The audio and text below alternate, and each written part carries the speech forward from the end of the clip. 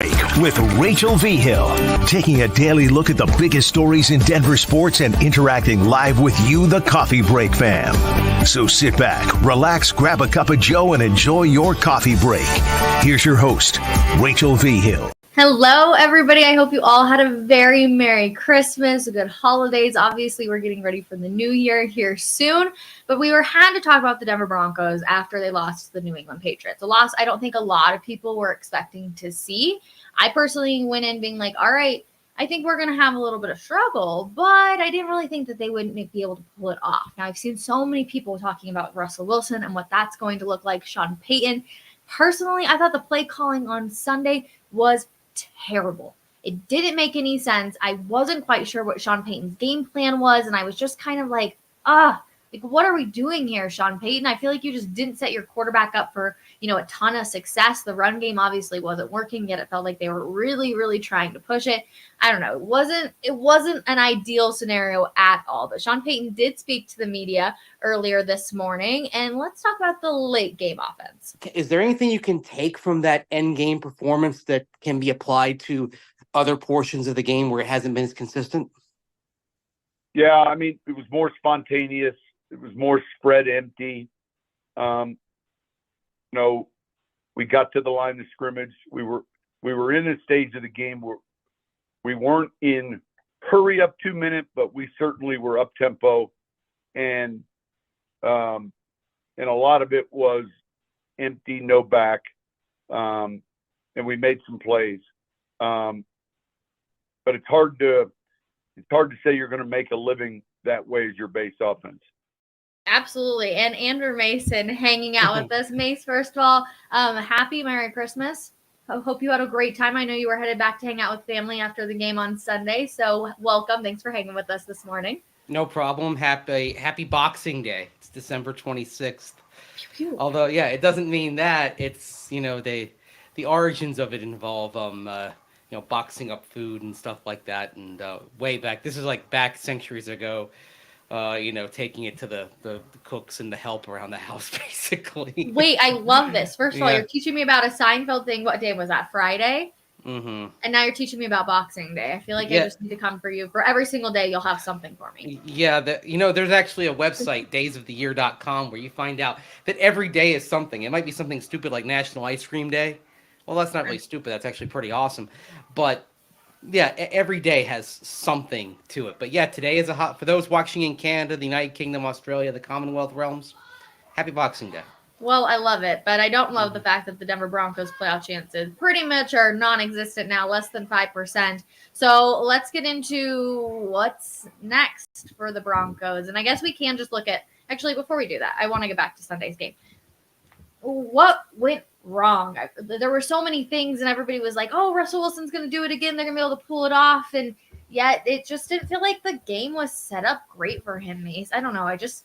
I'm very critical of Russell Wilson because of the amount of money that he's doing, but I just felt like this one wasn't on him entirely. It wasn't on him entirely, but also you look at this game and there were elements of what the Vikings did with Brian Flores last month. There were elements of what the Lions did with Aaron Glenn running their defense when the Broncos lost 42-17. In other words, the elements of the Lions game were the Patriots were trying to bring pressure from a lot of different spots and try to confuse the Broncos in terms of their protection.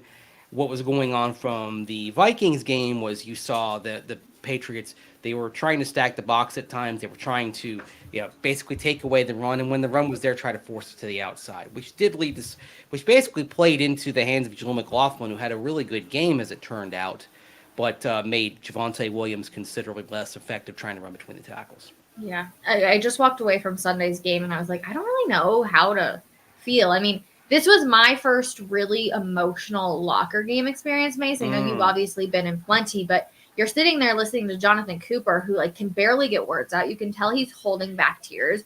You're hearing curse words being screamed in the back of the locker room, people throwing stuff. It was just so emotional because they all felt so dialed in. And I mean, technically they're still in the hunt. It's not 100% over, but yeah, it was so different walking away from the game on Sunday for me. It was like a playoff loss. That's what that vibe was. There was a finality to it, even though They've got 2 games to go. They know realistically what Sunday meant. That was the vibe that it was. I mean, and it's been a while since there's been a loss like that. It's been a while since there's been hope. Yeah, now the interesting thing, a couple of years ago, they went into the Cincinnati game at 7-6 with a chance at the playoffs, and then went out to Las Vegas the following week, 7-7, still with a chance, with Drew Lock coming back in the lineup because Teddy Bridgewater had a concussion. Yeah. But first of all, we weren't in the locker room then because that was the second year post-COVID, as you hear my dog growling. It was the second year post-COVID, so we didn't get a chance to go in the locker room and really kind of feel what everybody was sensing, right? Yeah, I'd say it's.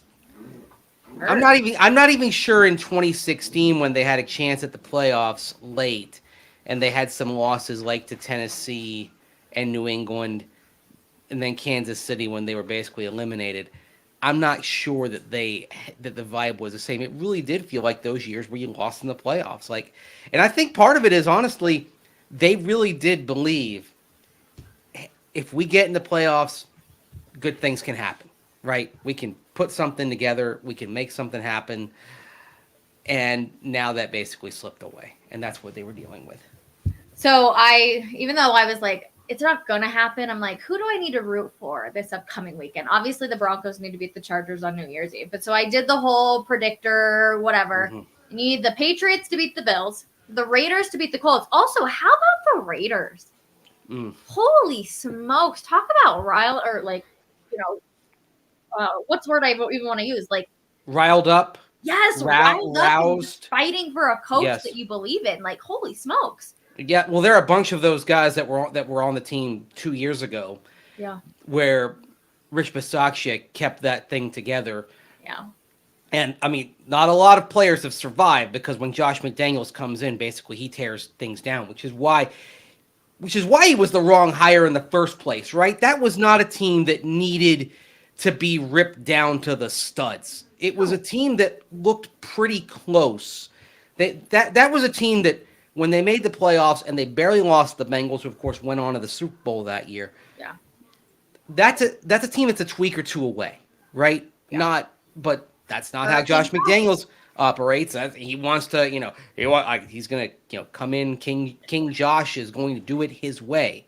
Yeah. Well, King Josh's way made things worse. And now you see with Antonio Pierce, they're playing better football.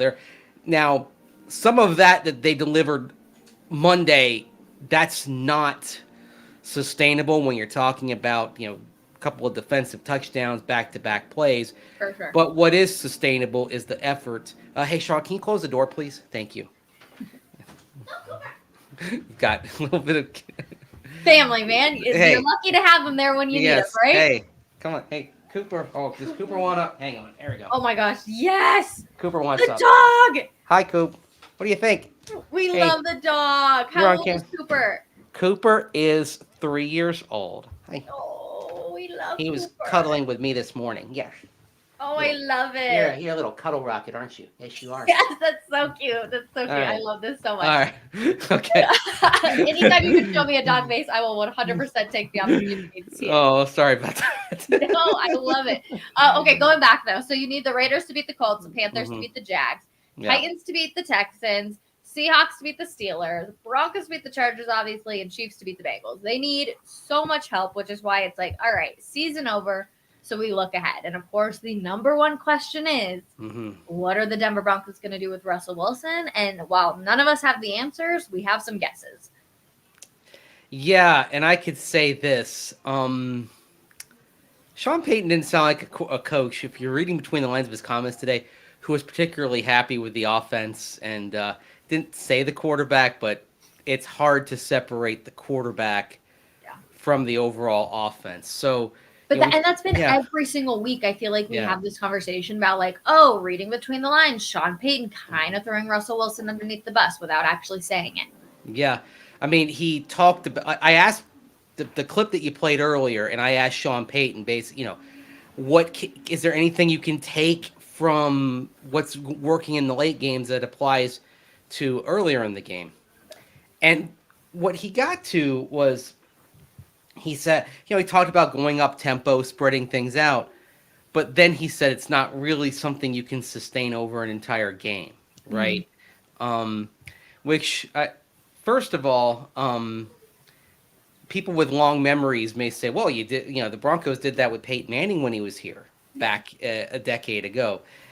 I would say, as you look back on it, Peyton Manning is very much a unicorn, right? Like, can we kind of acknowledge that? So just because it worked with him doesn't mean you're going to be able to find other quarterbacks with whom going up tempo all the time can work, although clearly Russell Wilson appears to be better.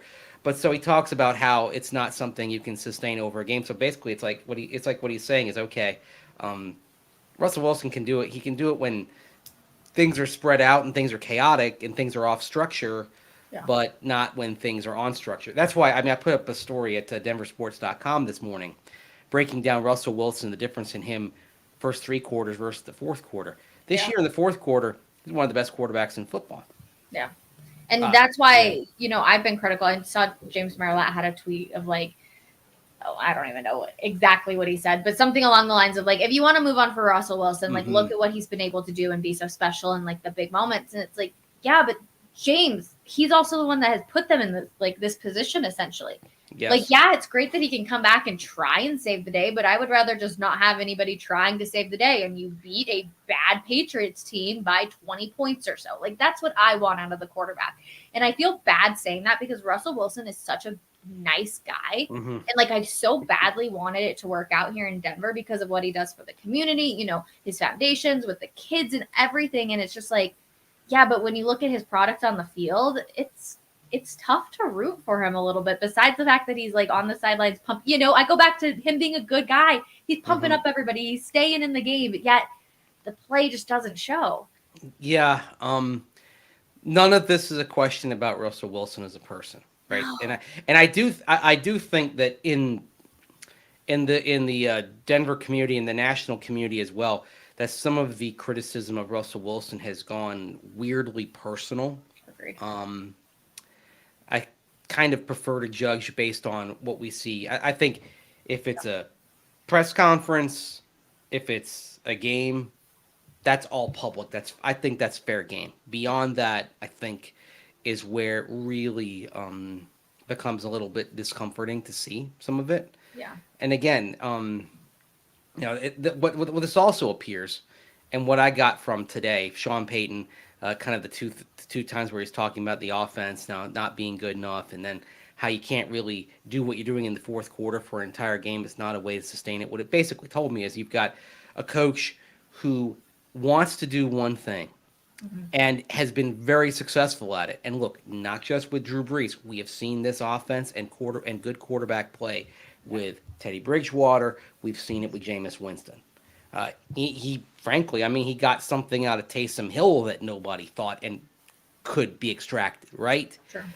And going way back on Sean Payton, he revived the career of Kerry Collins in the Giants after he washed out in Carolina and New Orleans. And then he basically developed Tony Romo. Now, Tony Romo didn't play for Sean Payton, but then he moved on to New Orleans as the head coach. But as the offensive coordinator of Dallas, he developed Tony Romo over 3 years from the undrafted pile. So this is somebody who he's, as John Fox would say, he's got some skins on the wall when it comes to quarterback development, quarterback tutelage. Yeah. So when you hear those comments, it's, again, reading between the lines here, but you hear those comments, and it just seems like this is a bad marriage. Yeah. It's just it's two people that are want to do different things, have different ways of achieving them, and doesn't appear that they mesh right now. Okay, so you're gonna know the numbers better than I am, but essentially, if Russell Wilson were somehow to get hurt in the next two games, they're gonna owe him a lot of money. Which means that if they're going to move on, do you start Jared Stidham this week against the Chargers? The way you'd argue to start to stay with Russell Wilson is saying, well, you take the field, you might still be alive, right? Yeah. Kansas City gets upset by Cincinnati. Who knows what, we're talking all of a sudden then it's like, well, okay. You win out and get one more Chiefs loss, you win the division. I mean, it's bonkers that we're talking about this. Crazy. I would say, even though realistically the Broncos don't have much of a shot, I think there probably is enough of a faint shot to where I think we'll see Russell Wilson in this game. But yes, there's a risk there. Okay. Because of that $37 million 2025 salary becomes guaranteed fifth day of the league year. Yep. You're on the hook for that if he gets hurt because it's guaranteed for injury as well. And by the way, this came up Sunday regarding the salary cap situation. If the Broncos cut Russell Wilson this offseason, it's an $85 million hit with a post-June 1 designation spread over 2 years. If they do have him on the roster for 2024, so in other words, if he's on the roster and that $37 million on the contract kicks in and they cut him after 2024, their dead money hit over 2 years will be $86 million because you will have added the $37 million on top of the $49.6 million that was already there. So this is, I mean, it's not like, oh, you've got cap relief if you kick the can down the road another year. No, you don't. You actually do not here, and that's part of just what makes this situation so flummoxing for the Broncos. Is there any way that George Payton is around in a month? Or do you think they'll wait until after the draft? Or I don't even know. How can you keep around a guy that has put you in this situation? And you got to give props to Russell Wilson's agent because, man, did he bamboozle the Broncos a little bit. But is there any way that George Payton is around come training camp next year? I don't know what the timeline is for a GM to get fired. Well, there are two timelines, generally speaking, although we've seen firings in season. Okay, it's happened. But you either do it after the season just because, okay, we're going to clean house. But usually the GM being fired right after the season is hand in hand with the coach when you're just clearing the deck. We saw it in LA when they lost the Raiders. It's basically over for the season. Yep. GM and coach ziggied, right? Yep. So, do they keep him until after the draft? But clearly our drafts, I mean, they've been all right, I would say. It wouldn't be like, oh, yeah, he's really nailed it 100%. Well, I mean, you look back at that first draft in 2021 where he had a full complement of picks, and you're seeing PS2. They've obviously had some bad injury luck with Javonte there in round 2, but until that injury, that looked like it was going to be a terrific pick. Mm-hmm. And then the series of trades where you're adding picks and you get Baron Browning and Quinn Miners. I mean, the first draft is looking pretty good. Now the following 2 drafts, of course, that's where you've got a lack of capital because of the Russell Wilson trade. So you don't have a great situation with which to work to begin with, but part of that is because of the deal that you made for Russell Wilson. I mean, really, we're kind of looking at this here. George Payton may pay the price for Russell Wilson not working out because if you have you have all this money of this contract that's gonna be weighing over you if you move on from him. And oh, by the way, it costs you a bunch of premium picks over 2 drafts. Those players that could help you, and that's why the Broncos are in a real conundrum here, Rachel. Do you think, Mace? Yeah. And I know they tried to bulk up the offensive line, and yet the offensive line has struggled. It's been better than last year, but it definitely still has struggled this year. Do you think Russell Wilson, if he just had 2 more seconds at times, that he would be able to do more? Or do you really just think that it's, I don't even know. I don't even know what to think anymore when it comes to this. I mean, like we've gotten over so many scenarios, right? If he had 1 more second here or 1 more second here. And some of it's his own doing when he's got protection, he's got a pocket, and he's doing the circle around thing back there, right? I mean, look, there's a reason why, when Pro Football Focus does its analytics, for example, they have put a lot of the sacks not on the protection up front. I mean, and that's the other thing. And I remember learning this just when I first started covering football and really understanding how many of the sacks weren't actually on the offensive line; they were on the quarterback. It's typically about 50-50, which is not good.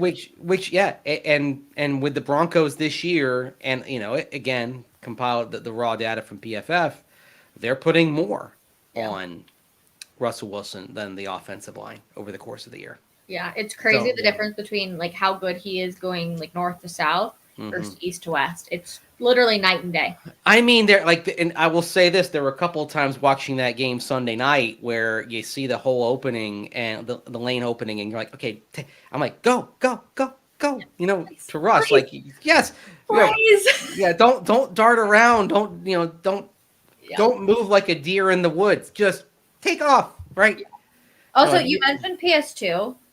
Can we talk about he's kind of getting exposed a little bit, Mace? Like he had good coverage. What I would say 75% of the time, but like that 25% really started to stick out a little.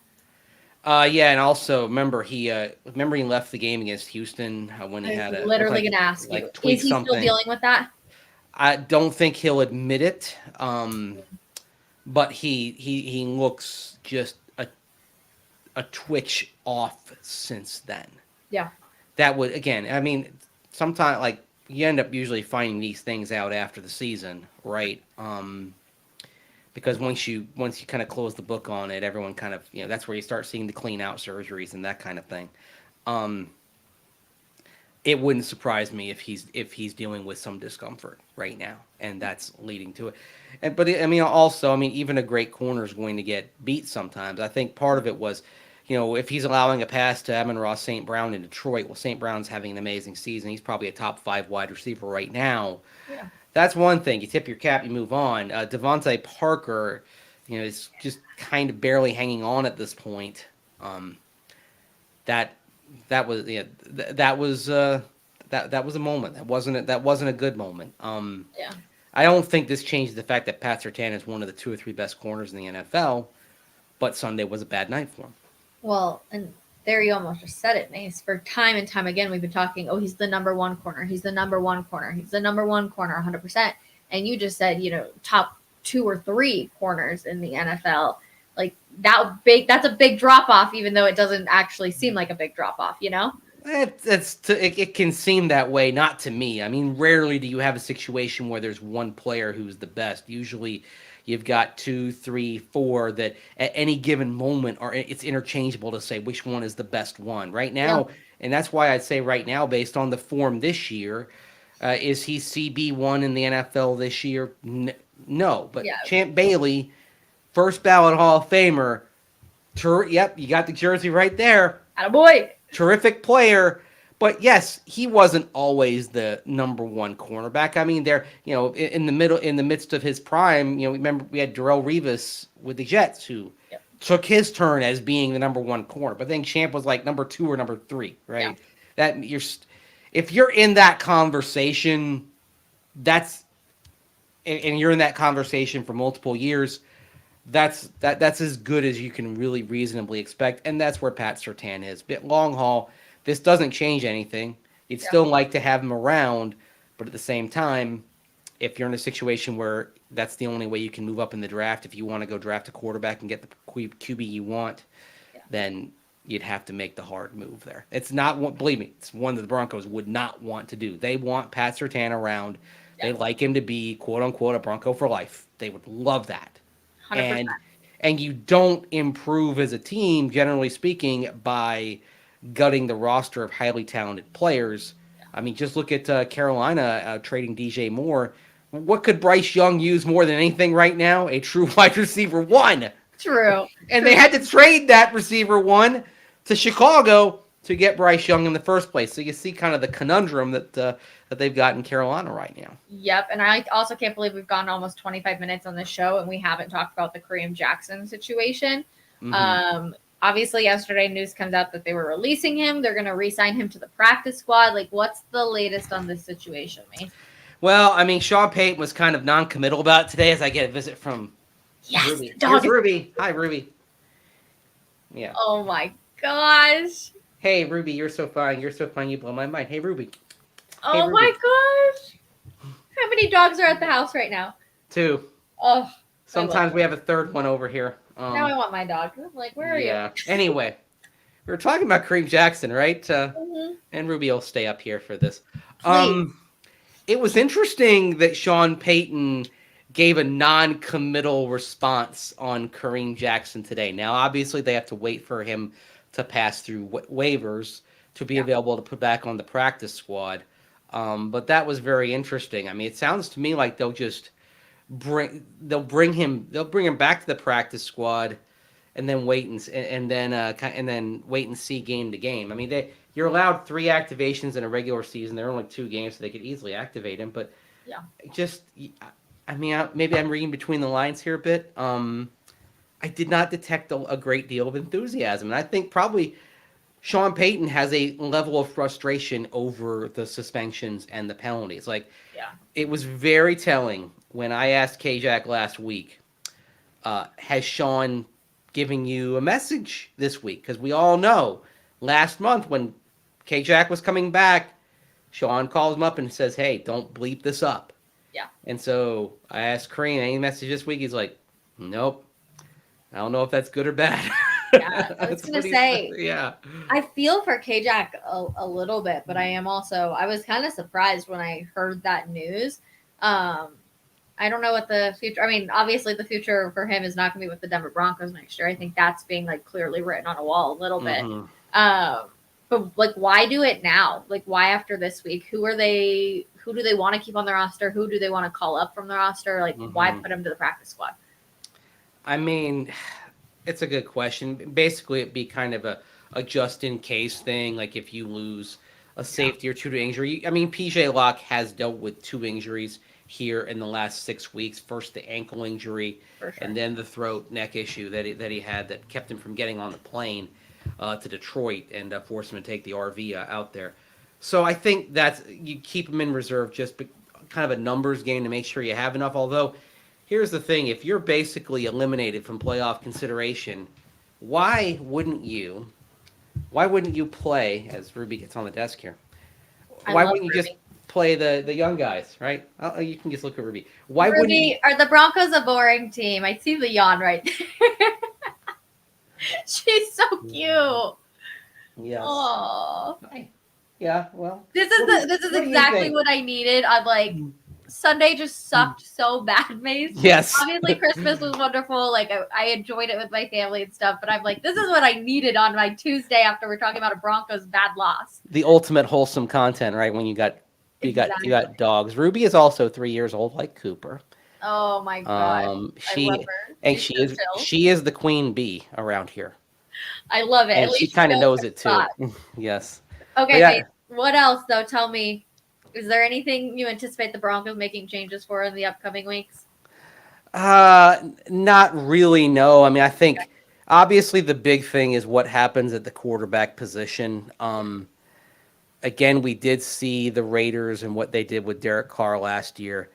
I don't get an indication right now either way, which I would say probably means you ride forward with Russell Wilson. But at the same time, I mean, listening to Sean Payton this morning, I mean, he's not happy with the state of the offense at all. I mean, the other thing he said is they're turning the ball over. They're putting the ball out there too much. That's another thing they say is a difference between when they won 5 in a row and the way they're struggling now. Yeah. And he said, they had 2 turnovers and there could have been 2 more. You know what those 2 more were? Interceptions that the Patriots dropped, basically, right? For sure. And who's that come back to ultimately? I mean, it comes as Ruby really wants the spotlight. I love this so much. It comes back to Russell Wilson, right? If he's saying, okay, there should have been 2 more giveaways. Well, yeah, there were 2 passes the Patriots had in their hands. That's another thing, and that's another reason why you look at the raw numbers for Russell Wilson. You even look at the passer rating, oh, well, that was a good game. Yeah. You dive deeper and you see the 2 interceptions, and you see that he kind of moved his way into a couple of those 5 sacks that he had, and on balance, it wasn't great. Yeah. I know. We love Ruby. Ruby can stay. Ruby can come back. You didn't like that game either, Ruby, did you? I don't. Yeah, she was watching it. She was watching it too on Sunday night. Ruby, if I was been you, I would have been asleep, my friend. Mace, real quick, how many contracts do we know off just the top of our head that are going to be up this year? I'd have to go back and look. I don't have the number in front of me, but look, I mean, there are some key ones. I was talking with Mike Rice and Kyle Reese this morning over on the radio side. Lloyd Cushenberry is a very interesting contract, right? Yeah. Can you afford to keep him? Because he's struggled a bit the last couple of weeks, but he's probably played his way into a bigger deal from somebody. Yeah. As they say, all it takes is one. Will Lutz is another interesting contract. He's got an expiring deal. And if you're Sean Payton, and any coach really, most coaches don't like to think about the kicker. They just like to send that kicker out there. They do their job. Yep. Most football coaches don't, other than special teamers, don't understand kicking. And they just want to say, okay, fine, guy goes out there, hits it most of the time. Yep. That's it. So that sense of security is why I think you'll see Will Lutz back. But I mean, Garrett Bowles doesn't have an expiring contract, but if you have the Russell Wilson thing go down, you're going to need a restructure. I do think a restructure is potentially in play to Tim Patrick to give him a chance to bounce back. I mean, in that building, they love Tim Patrick. Yeah. He's one of those guys, how they have the employee of the month plaques? Yeah. The way he works, the attention to detail, his diligence, he would have his name all over the employee of the month plaque. Oh, I forgot about years. Timmy Pats. Yeah, I Yes. want him to come back. I would look forward to that. Okay, well, mate. He's missed. He's really missed. But then we can dive in there. DJ Jones, they might have to do a restructure on him. For sure. Courtland Sutton, he doesn't have an expiring contract, but he's got a big number coming up. There are some things through which the Broncos are going to have to sift here as the offseason nears. And, of course, also Josie Jewell expiring contract, and Alex Singleton they may reevaluate too.